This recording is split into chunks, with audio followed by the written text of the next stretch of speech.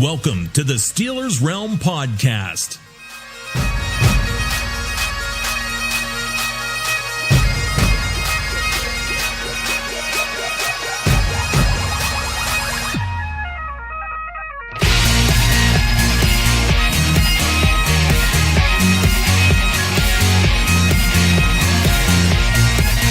And now, here are the boys of Steelers Realm.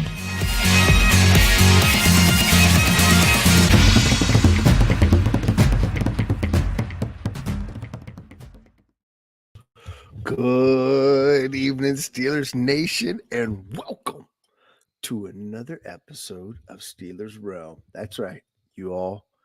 It's me, FTA, getting to run a shot tonight with my buddy Kitch. Everybody say hello to Kitch. How's it going, TA? Kitch, I'm doing fine and dandy, buddy. How are you doing? Hey, another win. I'm happy. Another It's win. ugly. Hey, that's the way we win. We like them ugly around here. This is like ugly Christmas sweater day. You know what I mean? Everybody just get your ugly Christmas sweater on, and we're just gonna wear them all year long. What is it, like the 17? Well, here we go. The 15 days till Christmas. That's what we had. 15 games till Christmas.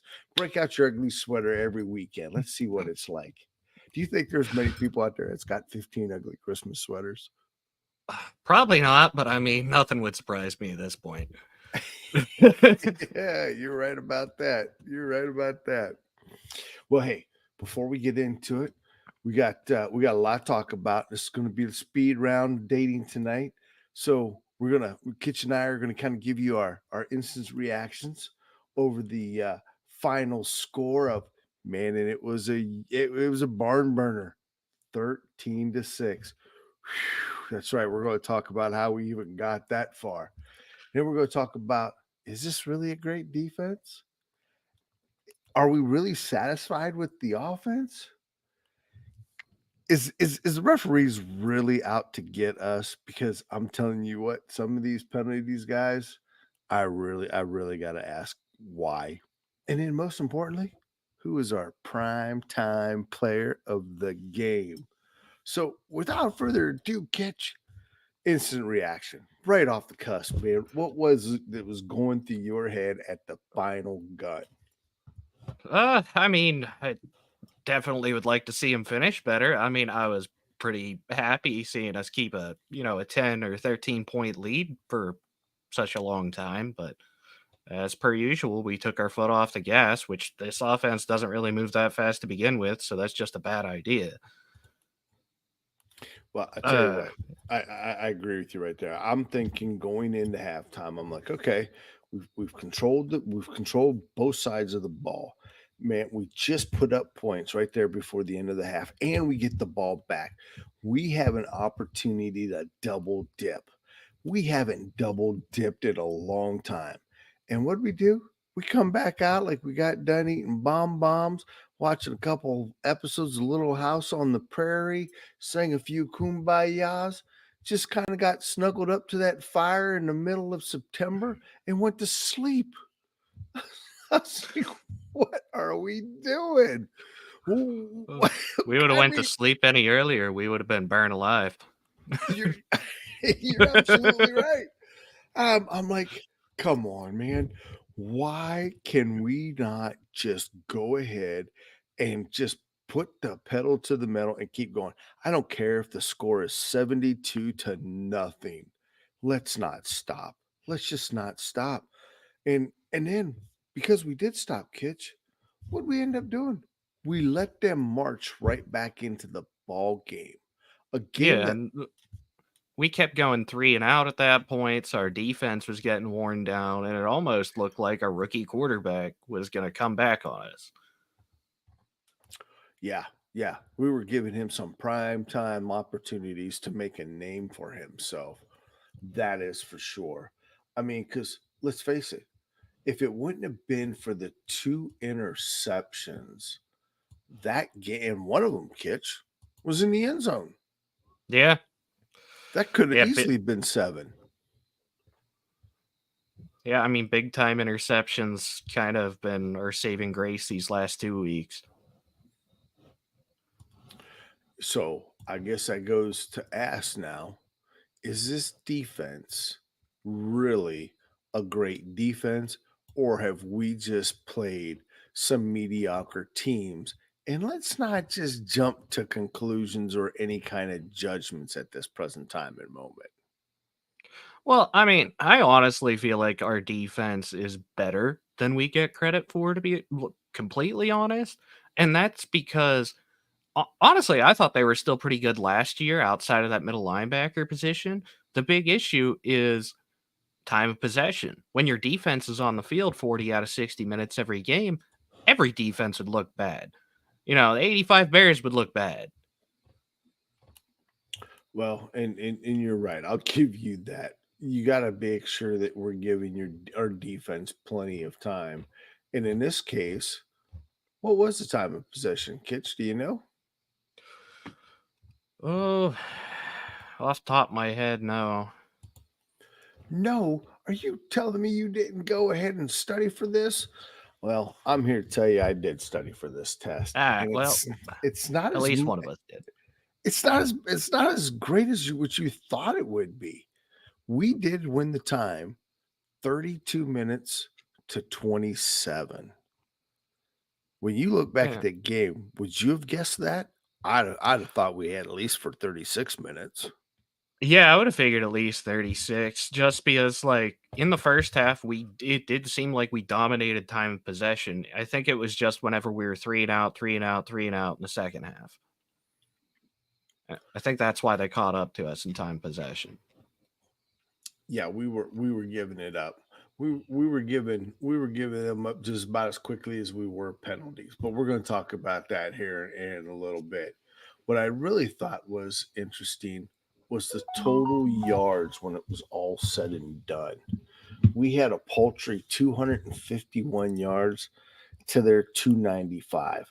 Now, granted, Kitch, I get it, man. Some of that was, coming from behind, and we could have had a lot more if it wouldn't have been for a couple of stupid penalties because George had a huge day. But at the end of the day, I just can't help but get the feeling that this offense is not generating points like it should be. No, they're definitely a bit underwhelming to this point. That's it? No more, Kitch? Well, I mean, like, That was an I don't. underwhelming response. I mean, then at least it matches the energy we're getting from the team at the moment on offense. I mean, like, I might as well sit here and talk full monotone the whole time just to keep even with our offense. You can bring the energy our defense does. Well, and even that there. Well, before we do, I was surprised that our defense held Denver to only 64 yards. But what I was really more surprised at is, do you have any explanation on why Jalen Warren was our number one back today and Najee was his backup? Oh. Did you not notice that? No, I kind of caught on to the game a little later than I would have liked to. I worked and I missed a couple possessions. Because it seemed to me like Najee was not out there enough until maybe the second half. But in the beginning, it was all Najee. I'm sorry. I'm getting confused. It was all Warren. And then Najee was coming in. Because, matter of fact, if I'm not mistaken, I think Warren had more snaps than Harris did, like 32 to 30. Now, granted, it's only 2 extra snaps, but the production just didn't seem the same. 9 carries for 42 yards and 2 receptions for 19, compared to 17 carries for 69 yards and 1 reception for 5 yards.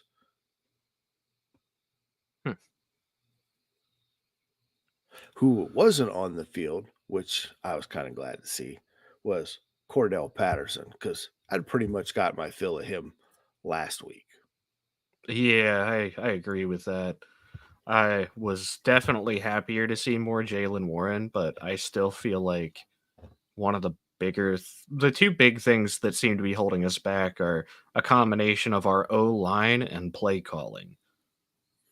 Well, what do you want to tackle first? You want to tackle play calling, or do you want to tackle the O line? Because there's plenty to talk about on both. Well, I mean, I can keep the play calling part short and sweet. I didn't like the Arthur Smith hiring, and I still don't. And that's because what did you see that you're not liking? Well, I mean, just some really puzzling calls. Like there's sometimes where I don't know if I'm watching the Matt Canada offense or if I'm watching the Arthur Smith offense. And even Naj came out and said something to the effect of that, pretty much. Well, it's funny you say that because I was thinking about this watching last week's game. Maybe it's not Arthur's fault. Maybe it wasn't Canada's fault. Maybe it's Maybe it's Tomlin. right. Is Tomlin directing his OCs that this is the type of offense he wants to run and this is what he expects? And he's got basically his Capitons doing what the general wants. I mean, I really don't understand why he would do that, considering that this form of offense clearly just doesn't work at this level.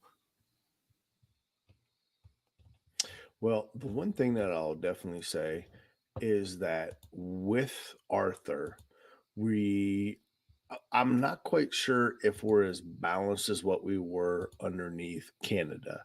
And what I mean by that is we definitely ran the ball more with 36 attempts than we did passing with 20. So we're definitely now, could that be because we want to win ugly and we were trying to control the time of clock? But even at 4 minutes, man, that doesn't seem like that strategy really worked out too well, does it? No, I mean a lot of it was drive killing penalties too, which we'll get to, but I mean there's there's just some poor protection, Fields making one read and taking off. I mean, Fields has shown growth and maturity to where he hasn't really turned over the ball, but I mean, we need more than 117 yards in a game. All right. So you also we talked about play calling on maybe this is Tomlin's thing. Let's talk about the offensive line. I mean, we all heard the rumblings going into this that Troy Fontenot was getting a start. However, we did get to see Broderick Jones come in and commit 3 penalties in a And span get of benched. 6 plays and get benched. But by no means am I going to sit here and say that Jones was the only one to get chastised. The whole offensive line had its issues with penalties. I mean, it was pretty sloppy. Yeah. The concerning part about that is we weren't even playing a good D line, and they We were sh- holding constantly. we sure did make them look good though. Yeah, we made them look like all pros, and that's concerning for when we do play a good D line. So, and the only reason I brought that up is to see where you were going to go with that. So, yes, I've already stated it numerous times. I feel Fields needs a Dick LeBeau teaching on defense 101, how to read them. However, if you're not going to have an offensive line who's going to be able to protect you and you got to run for your life, your first read is going to be your first read, and then you're going to drop and take off. And Yeah, we've that's got why to like stop that.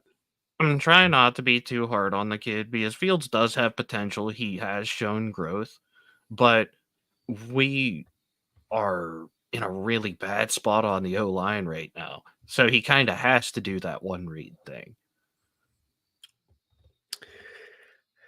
Yeah, I just like to see that get get tuned up a little bit because these last two teams I don't feel are playoff caliber by any stretch of the imagination. And us sitting here at 2-0, by all means, we need to be sitting here at 2-0. But I don't think that this team is a 2-0 team. So, my question to you is the defense that good, or we just haven't had great opponents at this time? I mean, just given our first two opponents, I'm going to say a little bit of both. I think our defense is better now that we have, some quality depth in the middle and even more depth at safety now. I really like this defense, but I mean, against good teams, the offense is going to hold us back. The defense is going to get tired and exposed. And So then in a nutshell, what we're saying here is with Bo Nix having a 55.2 passer rating, basically 20 for 35, 246 yards, no touchdowns, 2 interceptions, and that our defense only allowed 6 points, 2 sacks, Watt and Highsmith boast. Also, they did force a couple of penalties, and if it wouldn't have been for Trice and KZ, could we have actually been looking at a whole nother game? Or is this where you expect us to be for this opponent? I mean, I'm definitely along the line of thought if it wasn't for Trice jumping that route in the end zone and, KZ over the middle, we probably would have lost this game. Yeah, I'm gonna say that the Trice was nice. Did you see what The I Trice did, is kids? nice. The Trice is Yeah. nice. It was nice. There was no doubt about it. I was happy for the kid. Yeah, same. The KZ pick, I mean, let's face it, that was a Hail Mary at its best there to say Yeah, help. fair enough. Right. So I mean, I'm and not taking nothing away from KZ, but I don't see that pick as being as important or a game changer as Oh Trice. no, the Trice pick was absolutely like the defining moment of that game. Yes. I mean, he doesn't get that pick. They get a touchdown out of that. Their late field goal probably would have taken us to overtime. And I don't want to even think about an overtime game against the Broncos. I'm getting Tim Tebow flashbacks. No, but the way that he was starting, Mo Picks was starting to find receivers wide open across the middle, man. I had I the think a lot of that was flashback. us playing really soft at the end of the game. I chalk those yards up to like garbage time yardage. Although garbage time for against us is quite different than garbage time against other teams, since other teams are typically up a few scores before they let people get garbage time stats. Yeah, We just let them close to the end zone. We just don't let them in. we like to do that, if they're one score of taking a lead from us.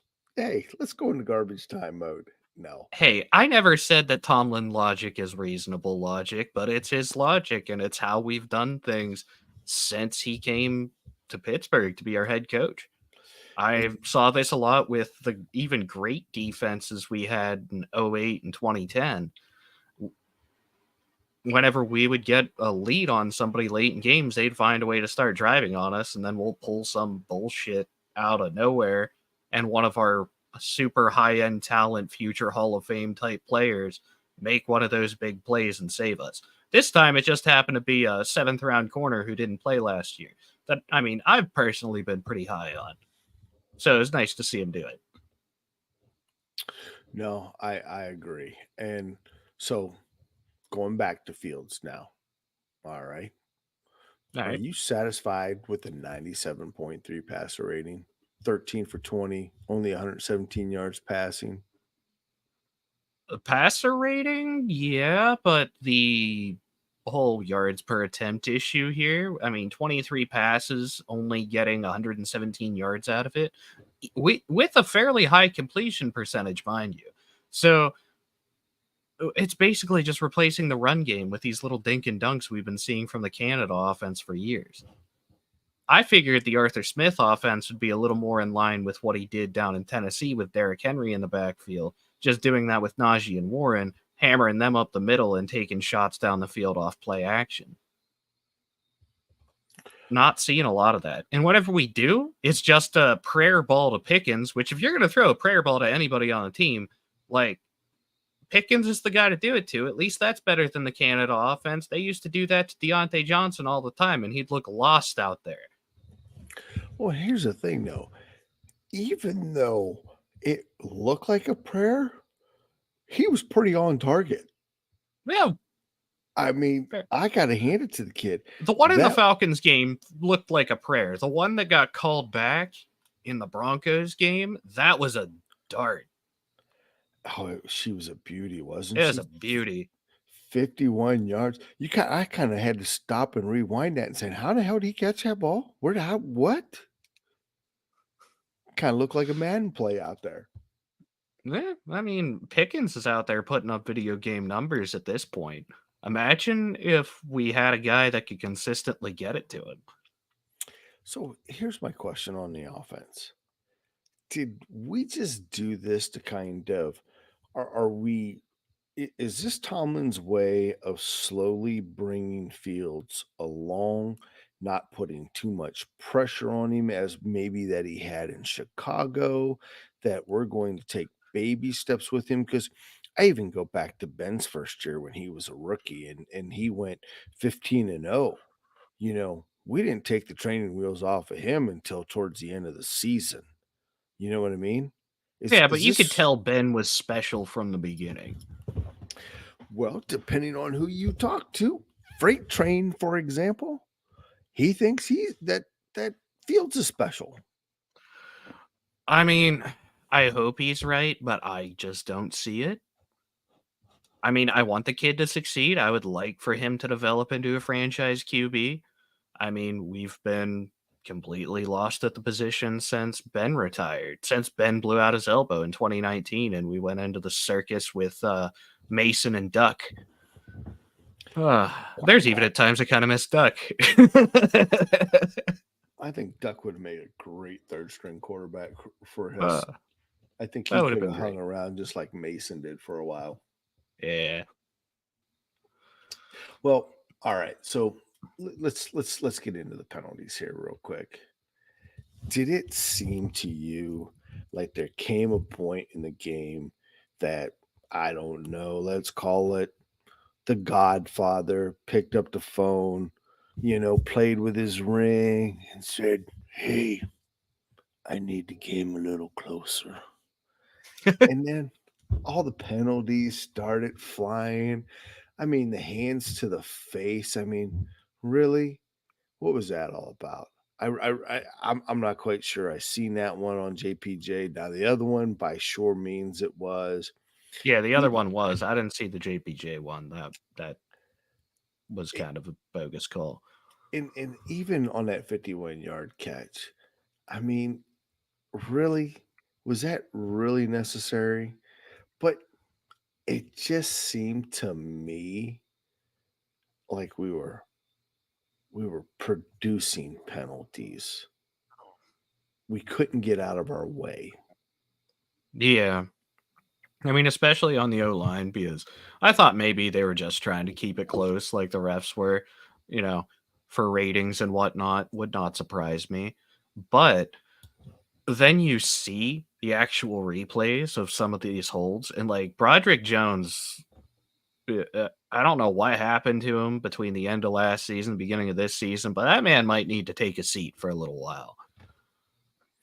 Well, what I'm kind of wondering, how bad is his elbow? I mean, if his elbow is still bugging him, it's kind of might be forcing him to do some things to try to get away with some holding in order for some, to get some decent protection. With as banged up as the whole O-line is, we can't really afford to have him out for long. I could see that logic being the reason. But at this point, which I'm glad they recognized it on that drive or after that drive, when you have an O-lineman push you back on the same drive 3 times, he needs to take a seat for a bit. Oh, there's definitely no doubt about that. But what I'm wondering is whether or not he actually have any punch. Well, yeah, if that elbow's bad enough, he might not. He's trying to do this practically one arm, so he's grabbing anything he can get a hold of. Yeah, I don't know. So I guess the biggest thing is were they were they proper calls on all of them, or did they just seem fabricated? There were a few that seemed pretty ticky tacky. Like I don't know if I would have called that. I mean, I've seen there was a holding play that really wasn't that bad. I don't remember which one it was, but they kept their hands inside the pad level. Like everything, like if it was a hold, is minimal. But meanwhile, every week I see TJ and Highsmith practically put in a headlock and it not get called. Yeah, well, I have to say this too. I watched them do it to Denver, and we didn't get called on that one either. We got called for a different penalty, but there's something about the NFL not calling it on good edge rushers. And honestly, I think that that's a crying shame because if those guys are out there playing that hard, they should not be penalized for it. And in some of those positions, let's face it, it almost looks like their head's going to get ripped off or a knee's going to get thrown out. It just looks like it's an awkward position, Kitch, to be in. Yeah, no, I agree with that. There's some ways that they end up having to try to contort to get around these guys. And they're getting held up and twisted up. And I mean, no wonder edge rushers are getting banged up anymore, like as often as they do. Right, right.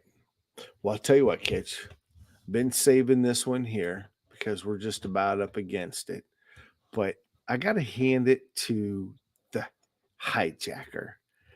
I don't know if he's doing this just to go ahead and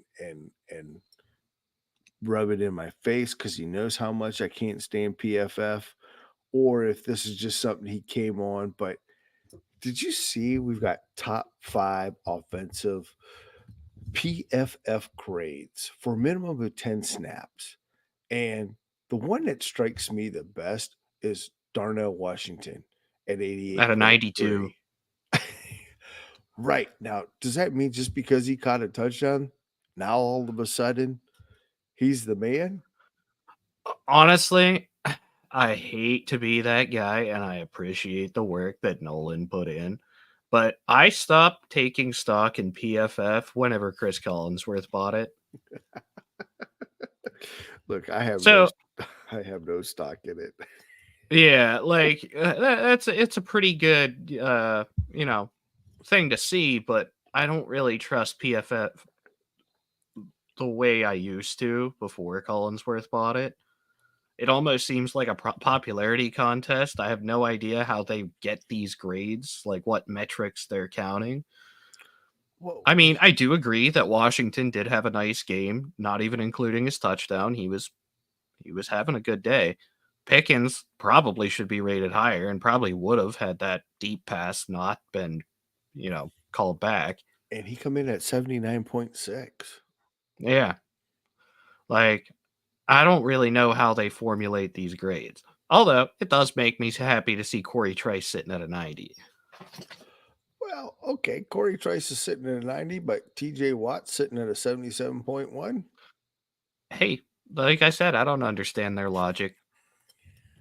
It's that Chris Collinsworth logic. I mean, anybody watching that has to deal with listening to him on Sunday Night Football probably feels the same way most of us do about him. Yeah, it's ugly. It's ugly. Yeah. All right, Kitch. One last thing. If you have to sum this game up, what would it be? It looked promising at first, and then we dodged a bullet to get out of there. Short and simple. Fair enough. My fear is I hope that there's more to come because if this was the primer leading up to this Chargers game, I don't know how this team is going to be able to score 30 points when in all reality, after 2 games, we've only scored 31. I don't think this Chargers offense is going to be as high flying as you think, but I mean, that would be something to get to in that pregame. Look, whenever you got Herbert, it's all it can be a high flying game. Who's he throwing to, though? Well, you know what? Who does he even have? He has like Quentin Johnston, Lad McConkey. Look, somebody's got to step up. Same thing can be said right now. Who does Justin Fields have to throw to except for Pickens? And Muth had a pretty nice game.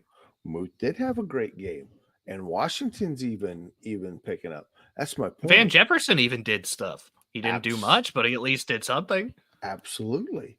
That's my point, though. Somebody's got to start to step up. So just like somebody will step up on the Steelers, somebody will step up on the Chargers. But just to go ahead and give our original game predictions. Freight Train, JT, Hijacker, and you yourself, Kitch, with that win on Sunday, put you guys at 500 for the year. TA, Lone Survivor, at 2-0. I feel pretty good. I'm just kidding, kids. That's a bunch of bullshit. But anyways, only thing that I want to say is that Tomlin still has a lot of work to do. I'm hoping that after 2 victories, we're not going to start hearing more quarterback controversy. I like the fact Russell went to number 3. That tells me that his calf is not where it needs to be. He needs to be right there in that support role. I think at this point, it's Fields' job to lose, not to win. And they got a lot of work to do with San Diego coming up.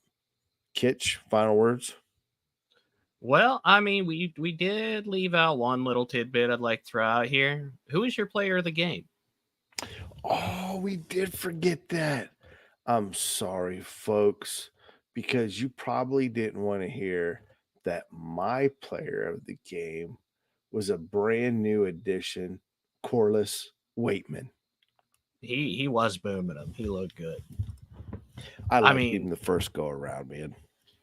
I'm going to take the gimme here, and I'm going to give it to Trice, man. I was so happy to see him get his first pick. Felt so bad for the kid whenever he got hurt to start the year last year. It was nice to see that turnaround for him. He comes back, fills in for an injured Dante Jackson, jumps a pass in the end zone immediately. Yeah, it kind of goes to show you that maybe that kid was paying attention in film class. Maybe that kid should be the other corner on the other side of JPJ, but I mean, that's just me. Well, look, if DJ's going to keep getting hurt like he did in that Broncos game, it might be here sooner than you think.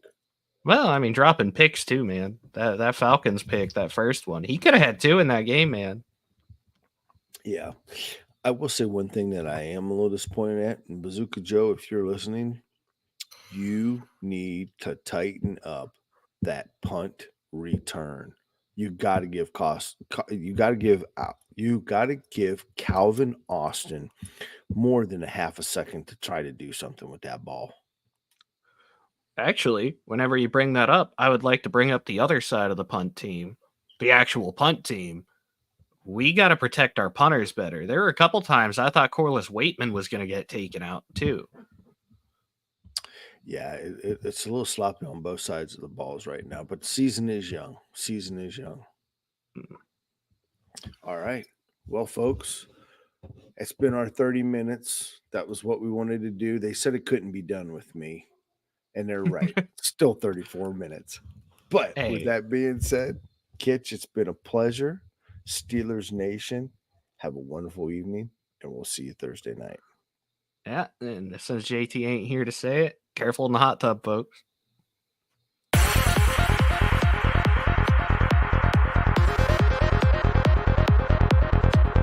Check back next week into the Steelers realm.